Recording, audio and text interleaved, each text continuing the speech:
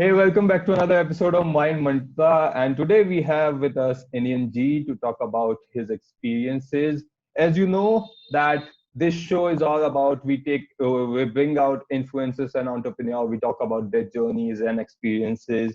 And today we have a very special topic to talk about with Iniyan. The topic which Taiwan countries call it capitalism and Indian culture call it trouble, which is money. So let me introduce you to our guest. It's Iniyan G. He has been a great entrepreneur. I know him from long time, not a long time, but couple of years. And Iniyan, I have read your tagline, which is common sense entrepreneur, no bullshit, it's just truth. And that's what we wanted from you today. No bullshit, just truth about what people are doing wrong and what have been your experiences. I would like to give you the stand and please talk about who you are, what you do, and please just give a introduction to our audience and what you do. So Aditya, for somebody who calls himself an entrepreneur, actually, I don't come from a business background at all. I come from a very simple, middle class family. My father was a teacher. My mom also was working with the state government. I had no clue about business. All I was told was study well, you'll get a good job, and then you settle for life. And that's how I started my life. Did my engineering, electrical electronics, and then did my MBA. And all this been a long time back, and then moved to Bangalore. And after a couple of years, I thought the next big thing is to move abroad. So went and lived in California for some time. And I realized you can be a middle class person in India or a middle class person in California. It doesn't make a difference. So, so that was a big eye opener for me, and then I realized because I saw a few people who were well ahead of me, 15 years, 20 years in the US, and they were just almost the same. I mean, one house loan and, 1 hour, instead of one car, two cars. The only difference I saw was everywhere there was an, air conditioner and the car, floor was carpeted. Everything else was the same. I said, if I have to be a middle class guy, I'll rather be a middle class guy in India. So, came back to India. In the meantime, I came across somebody who was very successful. In fact, while I was in California, and he had already started his career in software and then moved on to entrepreneurship, made it very big. When I mean very big, currently his annual revenues is almost close to $1 billion, right? And I just couldn't believe how somebody could be from such a small, simple background go to such a big level. And I guess the last 15 years has been a lot of learning and hard work definitely, but it's been worth it. It's been a very very joyful journey. So that's what brings me here. With the opening statement, you have just broke a lot of American dreams right now, right here. A lot of guys who think that this is the standard of living, doing your MBA, going to California, living a great life, and here we are. The truth is, it's the same. Let me just add a little bit here. It's no longer the American dream; it's an American nightmare. So talk to anybody who's been there for 20 years, and if they are wanting to come back to India, there should be a good reason. If you have to learn the same lesson by spending 20 years, that India is better, then I think that's a long time to learn a lesson, right? Yeah, please go ahead, Aditya. Okay. So we'll jump into our today's topic, which is money, which we call in our culture trouble, and a lot of misconceptions, a lot of fears, a lot of very negative and very bullshit mindset is there in the market while we come on this topic. People don't talk about it because they think that everything is just knowledge, everything is just information. If you talk about money, no one is going to like me or no one is going to buy from me or XYZ, whatever the things is. We talk with the perspective of a seller also, we talk with the perspective of a customer also. And in this age of digitalization where the knowledge is so much powerful, so much easy to get, and so much overwhelming the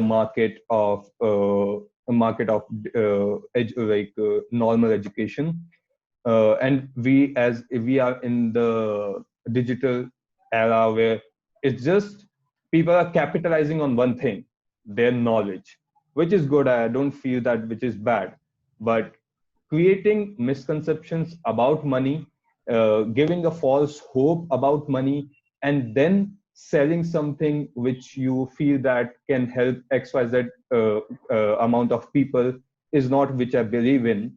First, I would like to take your opening statement of money. How was your experience with money in your 20s or your 30s, and while you are here? And I think you are whatever the age you have.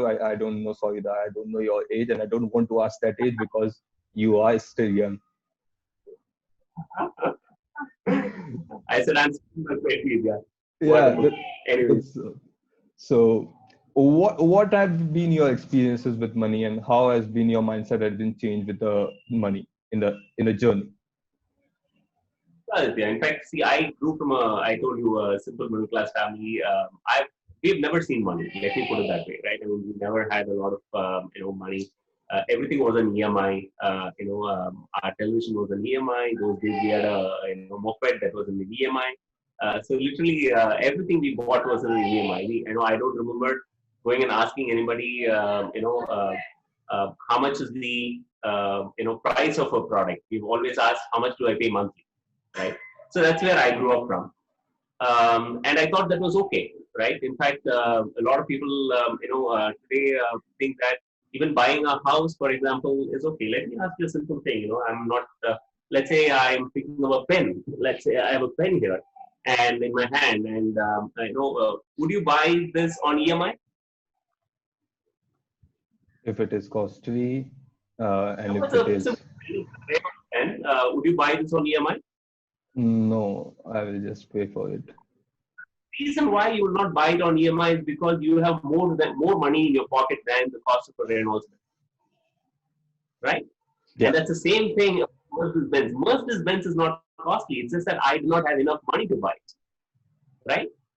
Right. See, for example, a lot of people talk about saying, hey, a housing loan is the right thing to do. In fact, I used to be in HR, and that's what I used to think, and I always used to say, hey, it's a great tax saving measure, for example. But who knows money better?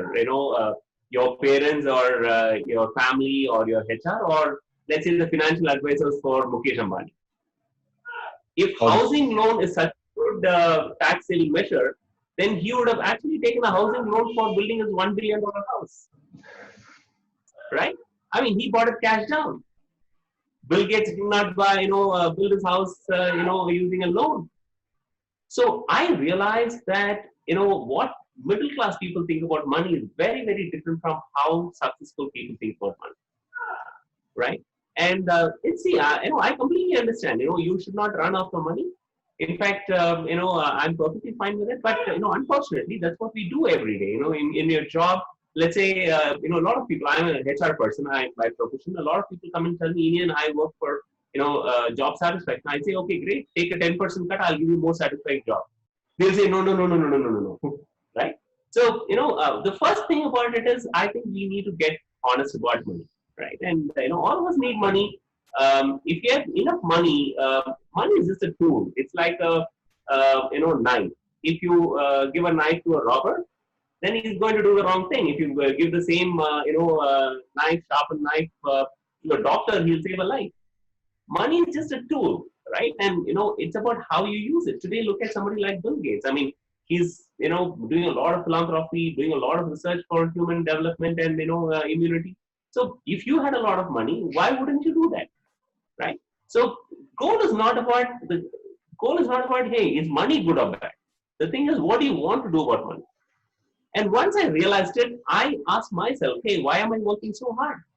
I used to work as a global HR director, and I had one team sitting in California, the other team was sitting in Tokyo, which effectively meant that I was awake almost round the clock. And if that is the case, if I'm working for 14, 15 hours, 16 hours a day, I mean, if and I'm going to do that, why am I working so hard? And when I asked myself, I realized I wanted peace of mind. I did not want a recession to upset my life. I did not want something coming out very good. Let's say an iPhone X coming up, and I like it, but I don't want to buy it. So why should I compromise on everything? If I can learn ways of making a little extra money and meet my dreams, then I can really live my passion. The reason why I'm not traveling all around the world, which is my passion, is because I need a job here, right? Yeah. And I realized that money just gives you freedom, right? And if you are able to understand that, I think it will break a lot of chains. The minute you understand that money is this tool, you realize that how to use the tool better, rather than today the tool is using you, unfortunately. Right? Today, money is controlling a lot of people who say money is not important. And I think that's the most fundamental truth that we have to understand. I think, yeah, you're correct with that thing. The more we, I think, yeah, if you know how to, been in entrepreneurship for last 6 years, I never had money a lot, but yeah, once I have it, a couple like small amount of it, and when you know how to use it, obviously, first I didn't know how to use it, but now at this moment, after 6 7 years, I know how to even use that small amount of even 7,000 rupees check to a very, it impacts a lot. Before 7,000 used to be like, okay, what it will do? Half is my rent, 10%, 20% will go in my household stuff, and what I'll do. And now if I have a 10,000 rupees check, and I'm pretty much sorted that okay, this can take care of a lot of things if you know how to do that. So I believe in that thing. But I think for that you should have a good relationship with yourself, and you should have a good relationship with your money in terms of, uh, are you well aware of what you are doing and what you need in your life, and why are you doing this? If you are in a job and if you are getting 30,000 or 40,000 or whatever a normal salary is, I don't even think of this thing that that person will manage or can manage, or there will be a small amount of people but they can't manage that money with really great thing. I see people, they run out of, like I used to earn half of what they used to as a profit. They used to run out of their whole money within 2 weeks or 3 weeks. I used to run that whole money for the whole month, because I know that, when the thing is coming, how it will be, what is my relationship with money, how I have to work, what is very most important thing that I can buy with that money. And I used to buy time most of the time, like, not some materialistic thing, not shopping or not something. I used to buy my time. I used to buy some resources. I used to buy some assets, which can, assets here, I will just explain what for me asset is. Assets and kind of stuff. So it's the relation which you make with money, I think so it is very important. And a person who is in entitled to a monthly income, there are very rare chances that people do that. Do you agree with that Right. thing? Absolutely, you're right. Halsey. I was talking about this person whom I met almost about 15 years back. He told me a beautiful thing. He said, see, Indian, on a scale of 1 to 10 on money, right? On a scale of 1 to 10, he defined five. He said five has three qualities. The first one, you should be completely debt free, right? No loans. Even if you have a house or a car or whatever it is, you should not have any loans. Number two is you should have a saving of at least about 2 3 years of your annual income. And the third one he said was you should have an asset-based income which is higher than your current expenses. He said that is level five, and if you don't know how to reach level five, you can never become rich or wealthy. And he also said something else: 95% of the people don't even reach level five in their daily life, and that was shocking to me. And that's when I was still starting my career at that point in time. I started looking around, and that's when I realized. I mean, people who were making much more money than I was were more stressed out because they had more loans. And I realized it's not about how much money you make; it's about how you manage money will make a big difference. In fact, a lot of you can find some resources of Jim Ron on the internet, and he talks about a 70-30 rule. So, if you get 100 rupees, 30 rupees should go into your savings and your future investments, development, personal development and investments. And you should live within 70 rupees. So a lot of people used to ask me, and so these are people who probably make, let's say, so there are people who make 30,000 rupees a month also. There are people who make 1 lakh rupee a month, 2 lakh rupee a month, and they've already gotten used to that kind of a living. Yeah. And they come and tell me, Indian, how can I just cut down by 30%? That's a lot of money. I mean, if you look at my expenses, everything is, look at it. I'm not throwing away anywhere. That's what everybody thinks, right? I'm not throwing away everywhere, but, look at this. My entire money is gone. So I tell them, hey, what if your company suddenly says tomorrow onwards, you will not have 30%, you're going to have a 30% cut. Most people would tell me, hey, that will never happen. And look at today. I mean, the COVID is going on and then things like that. I mean, people are forced to live not 30%, 50% off, 70% off. Some people don't have a salary. It's a matter of learning how to, live, within your means. That's the first quality of a wealthy person. Right.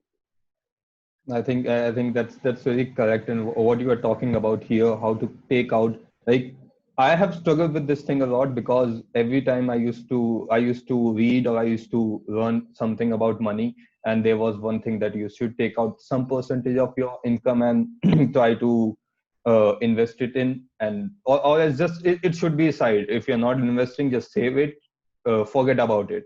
And at that point, I'll tell you this thing. What happened was, at that point, I used to earn like 5,000, 6,000 in profits every single month, and I was like, I have the information. I was so frustrated at a point. I have information. I have right people to tell. People don't even know that this thing exists and something they can do with the compounding, or they can save up to XYZ amount of money. And I started doing it. And how I did was, I started uh, keeping the notes, or I say well, first I used to do it in a spreadsheet. Now I used to do it in a app. Like, I keep every single penny written where I have spent, like every single rupee. It's not even like, if it is 0.50, I don't consider it. Once it goes 1 rupees, if I have even gave it to someone who needed change, 1 rupee, I write it down. And with this thing, it have helped me a lot. That, so I didn't had a lot of money, so I can't invest a lot of things, so I started buying virtual gold. Like, if I had 7,000 rupees, I used to just put 500, 600 rupees in virtual gold. But I used to survive the month or a week, totally finely, because I know that where I am spending in every single 1 rupee in my life.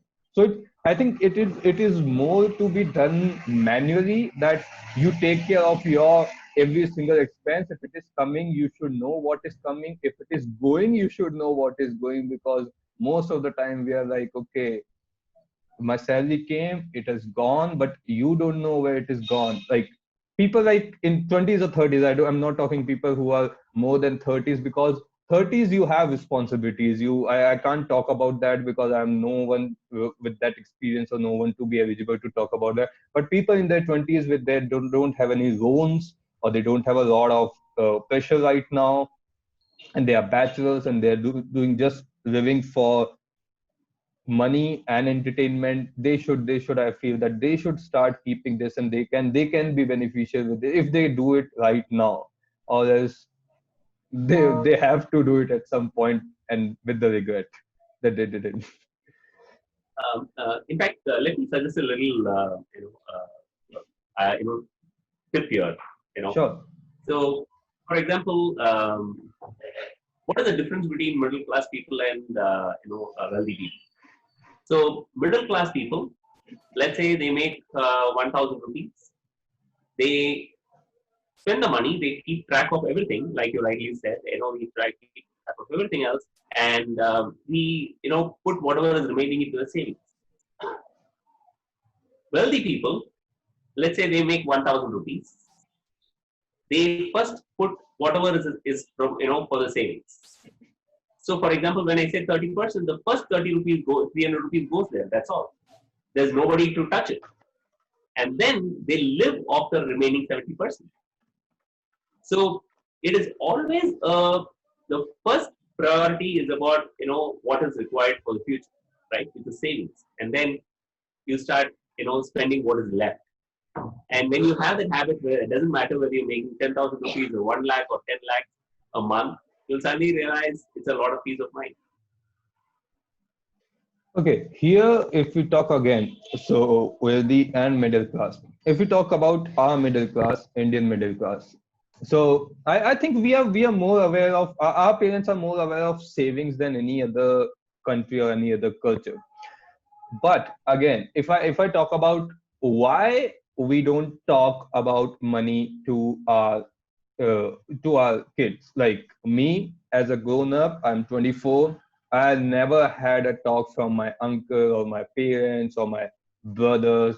I have a couple of things with my brother when I ask him or we just discuss stuff, but we never had a proper talk about financing or money, or even if you're earning or not. I don't really care that if you're earning or not, because if you feel that you're earning at 24 or 23 and then only we will have a talk, then it doesn't make sense. You should know that what I'm going to be into.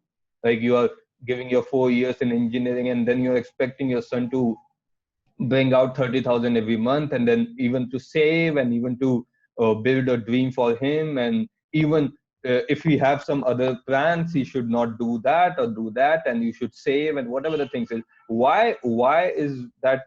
I will not go in the why. Let's just drop the why, because it's very common, or I think it's very foolish to talk about why, because we know why we don't talk about it. We should do the talking about money and financial education to the kids who are in their 20s. And with this, we'll move on to the other question, that will be, what mistakes are they are making because they are not aware of money. But why should they do the talking? Why should they do the talking? If you look at it, Aditya, let's say a middle class person is going to join a job. And so in a typical job, that's, he or she is going to work, 8 hours a week, 8 hours a day, right? And, that's easily about 25% of their every day, right? If you look at the, time that they are awake, that's more than 50% right there, right? And so for a lot of people, you're spending that much of time and then you're going to work for almost about 40 years. You start working by the time you're 20, 21, most of us.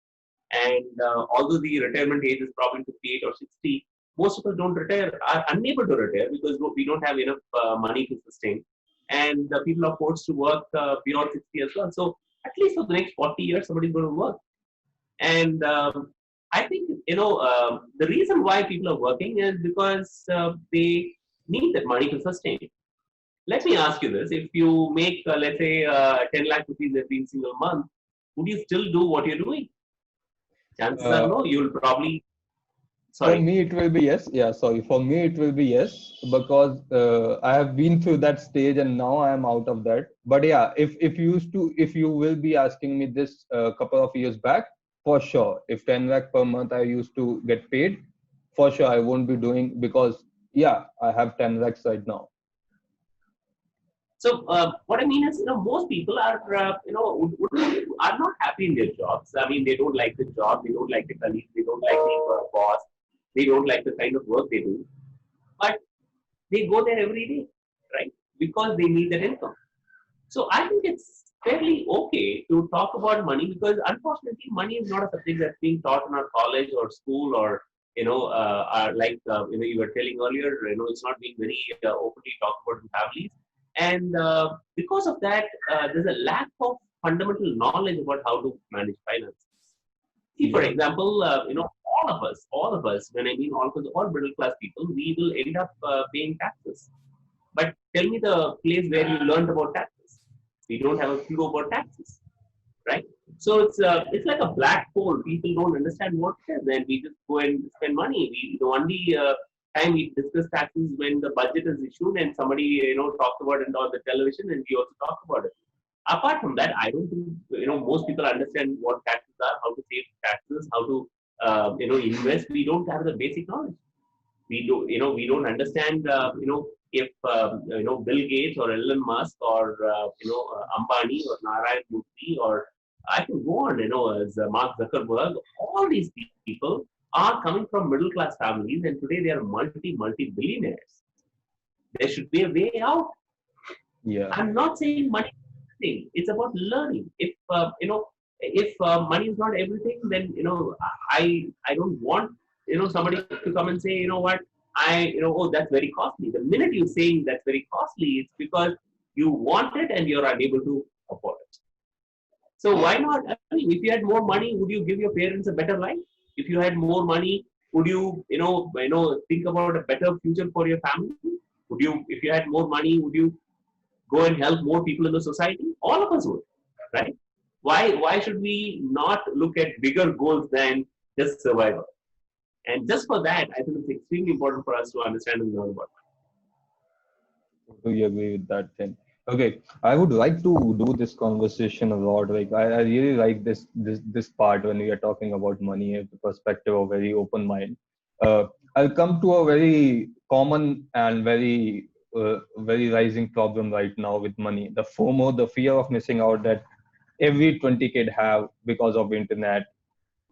I'm not earning money. This guy is earning money. He's selling something which can make me rich, which can earn me a better money.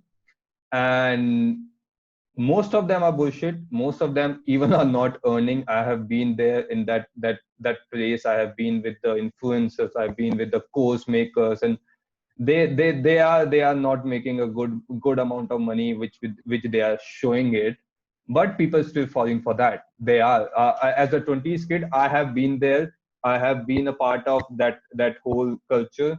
I fall for it. When I started, I thought I'm over it. I came back. I started doing something. I fall for it again for like a year again for the shiny syndrome that I see that, okay, he's doing this, he's doing this, he's doing this, he's doing this. I do this, do this, do this, do this. And I've been there, and I totally agree that you fall for it. But what do you think? What is the main reason that still we are falling for it? People like me have falling for it, and these kind of people who are earning a lot of money, they don't even know the definition of wealth, or they don't know the definition of money, but still they are selling courses or selling anything which is crap, just free, the information which is free on digital web, and still they are making a lot of money, and they are sending a very negative vibe that you can earn money like this. What is that you think that is correct here? it. Actually, falling for something like this is not the actual problem. Because the reason why a youngster falls for some of these things is because he's actually ambitious. He wants to succeed. He is really looking for a solution. So if you are somebody who gets trapped into something like that, it's that is not the problem. You being ambitious is not the problem. Unfortunately, if we don't understand this, we kill our ambitions, right? The idea is not to kill your ambition. The idea is to know how to find the good from the bad. See, the very simple thing. If I'm going to I'm telling you, hey, I'm going to teach you swimming. What is the first question you should ask me? Hey, do you know swimming?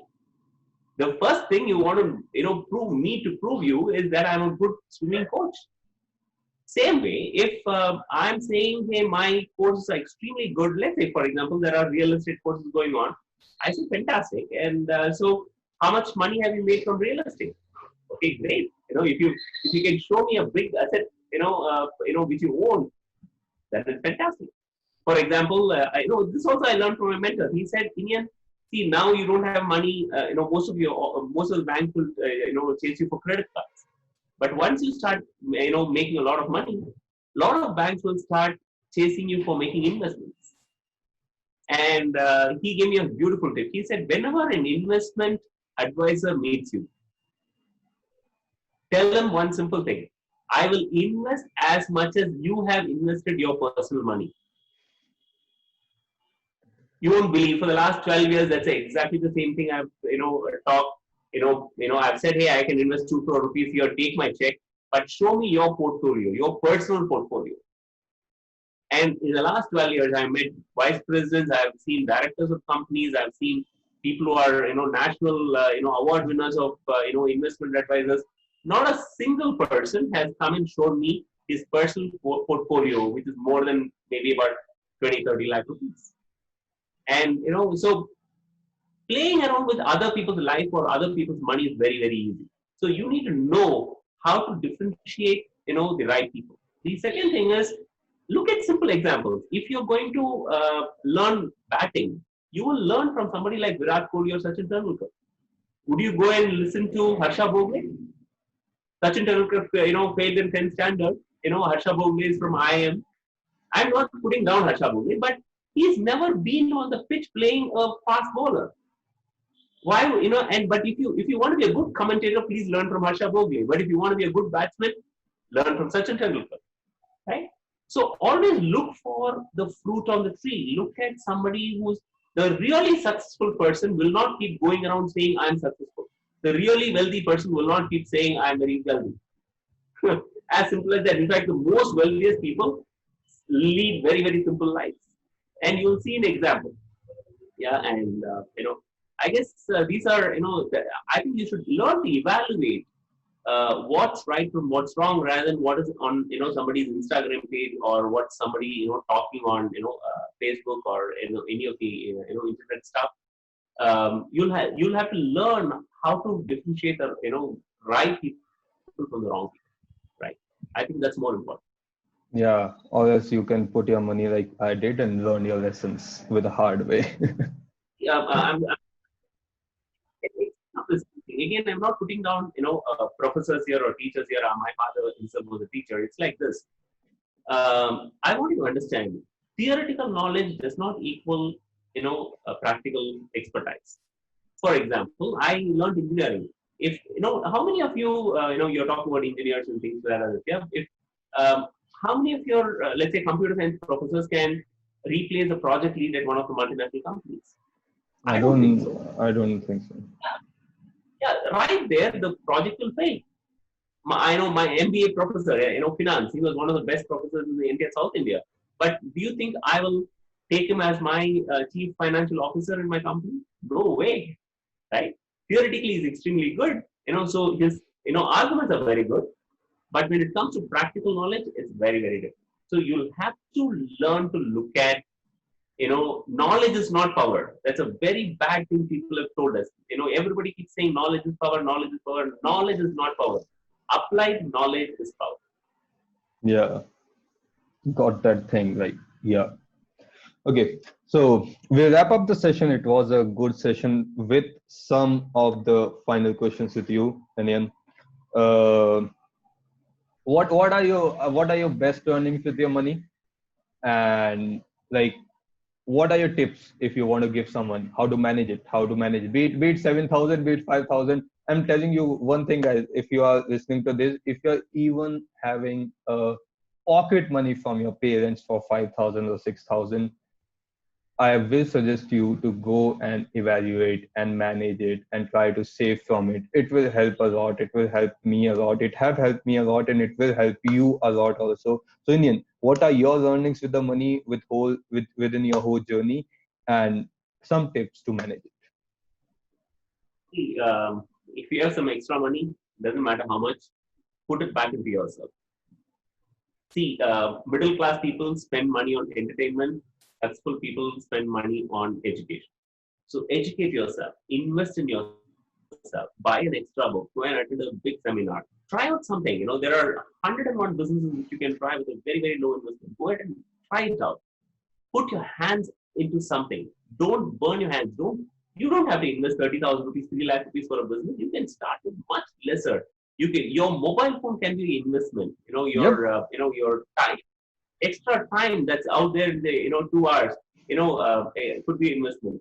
I think that is the best thing that you can do right now. And if you can't take risks with your 10 or 20,000 rupees, don't worry. Don't worry. You will never learn how to take risks with your 1 lakh or 2 lakh or 10 or 20 lakh.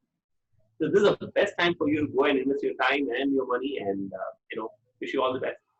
Yeah. I will close this up, and that was the thing I told, that asset. For me, what is asset? So I understood this thing, and people used to ask me, like they used to watch a lot of these videos where they are talking about every financial big guru is talking about invest in your invest in your 20s and all. And people are coming to me from some small place from Rajasthan or in Karnataka, and they're like, "Hey, bro, I want to make investment." I'm like, "What you do, bro?" And he's like, "Nothing. I'm in a college." And so, what are you expecting? Like, which stock I should buy? What stock course I should take? And I was like, "Dude, hold up. First thing, if you want to invest right now, if you don't have a lot of money, the biggest investment which I have made in my life is investing in, as Indian said, in books, in courses, good ones, not the scammy ones. I have taken courses, but I have taken courses after 3 years of coming down, learning everything for free, basics, bringing my basics to a next level, like very nice level, and then taking mentorship to learn those things. So right now, the best investment you can make is in yourself. You just learn about yourself. What is that you are lacking? Is it your communication? Go and invest in that self. Is it your mental health? Go and invest in yourself. Is it your information or some education you are lacking behind? Go, because if you are in college right now, you are lacking a lot of knowledge which they are not teaching and which is required in 21st century for a job. So you can invest a lot. With that thing, Indian, I will be thanking you for coming and giving your time to me. I know it was you should be 20 or 30 minutes, but I think we have surpassed the time limits. How was your experience, Indian? Can you please tell that? I'm always happy sharing my experience with youngsters because I was one earlier, and I think somebody helped me, and that's the only reason I'm here. Somebody guided me, and I took the guidance very seriously. I learned very early in my life, whom to listen to and whom not to listen. There are a lot of people, you find a lot of people who will say, don't do this, don't do that, and the only thing is look for people who say, hey, do this. And there are a lot of people, so I could differentiate a few things, right there in the beginning. And I think so. I enjoy always giving it back, Aditya, and thank you for this opportunity to come and share with you as well as your young team. Thank you so much, Inian. Okay, guys, see you in another episode. If you want to follow Inian, go on LinkedIn. He's very active on LinkedIn. It's Iniyan G, the common sense entrepreneur. And this is Aditya Parik, Brand with A, signing off. See you in the next episode.